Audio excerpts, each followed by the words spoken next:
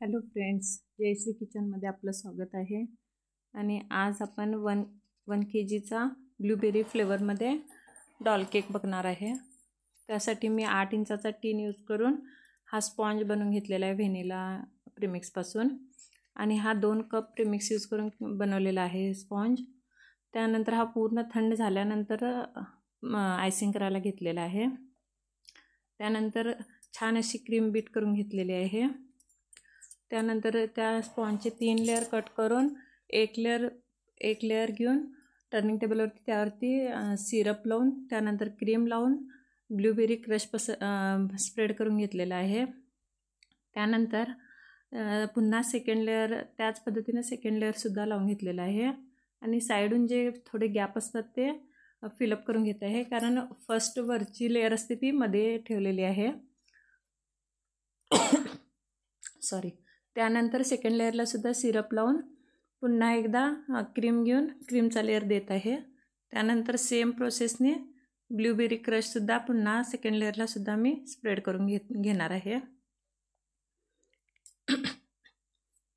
अशा पद्धतीने cream spread केलेली आहे. त्यानंतर ब्लूबेरी क्रश स्प्रेड करून घेत आहे मी.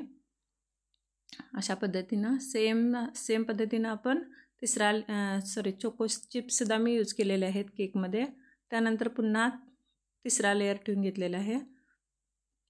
तो सुद्धा छान असं सोक करून घेतलेला आहे. जर तुम्हाला असं बॉटलने सोक करायला टफ वाटत असेल तर तुम्ही आपला ब्रश जो असतो सिलिकॉनचा डिशमध्ये थोडं नॉर्मल वॉटर घेऊन त्याच्यानंसुद्धा तुम्ही सोक करू शकता. आता शुगर सिरपसुद्धा यूज करू शकता तुम्ही. मी नॉर्मल वॉटर यूज करते. त्यानंतर मी क्रम कोट करून घेतलेला आहे. आणि माझ्याकडे कमी वेळ होता त्यामुळे मी काय केक फ्रीजमध्ये ठेवलेला नाही आहे. त्यानंतर डायरेक्ट फिनिशिंगला घेतलेला आहे केक. क्रम कोट करून झाल्यानंतर ह्या क्रीममध्ये पिंक कलरचे 2 ड्रॉप्स आणि रेड कलरचे 2 ड्रॉप्स अशा पद्धतीनं कलर मिक्स केलेला आहे. त्यानंतर अशा पद्धतीचा कलर आलेला आहे. त्यानंतर ही क्रीम यूज करून मी फिनिशिंग करत आहे, कारण हा कस्टमाइज केक आहे. कस्टमरने आमचेच फोटो सेंड केलेले होते केकचे, त्यामधूनच हा एक सिलेक्ट केलेला होता. त्यानंतर मी अशा पद्धतीनं फिनिशिंग करून घेत आहे. जितकी छान फिनिशिंग होईल तितका केकसुद्धा दिसायला छान वाटेल. अशा पद्धतीनं मी फिनिशिंग करून घेत आहे. तुम्हाला जर केक करत असताना फिनिशिंगचा प्रॉब्लेम येत असेल तर तुम्ही पायपिंग बॅगनंसुद्धा क्रीम लावू शकता. त्यानंतर स्क्रॅपर आणि पॅलेट नाईफ यूज करून आपण फिनिशिंग करत आहे. अशा पद्धतीने आपलं फिनिशिंग होत आहे केकला.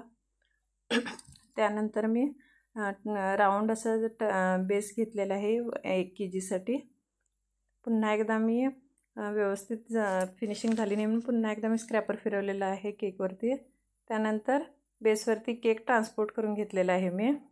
आणि थोडी डिझाईन तयार झालेली आहे तेव्हा मी कॅमेरा ऑन करायला विसरले. आणि जे आपलं रोज नोझल आहे ना, रोज फ्लावर्स काढते आपण तेच नोझल यूज करून मी त्यामध्ये उरलेली क्रीम जी आहे त्याच्यामध्ये थोडा रेड कलर ॲड केलेला आहे. आणि अशा पद्धतीनं फ्रिल काढून घेत आहे. आणि त्याच नोझलने मी डॉललासुद्धा फ्रिल काढून घेतलेले आहे वरून. त्यानंतर अशा पद्धतीनं पूर्ण केकला हे डॉलचं फ्रॉक असं पसरलेलं दिसावं, असं सुंदर असं दिसेल. कारण केकवरती डॉल बसल्यानंतर फ्रॉक कसं असं पूर्ण फुललेलं दिसतं, तशा पद्धतीनं मी डॉलचं फ्रॉक बनवलेलं आहे.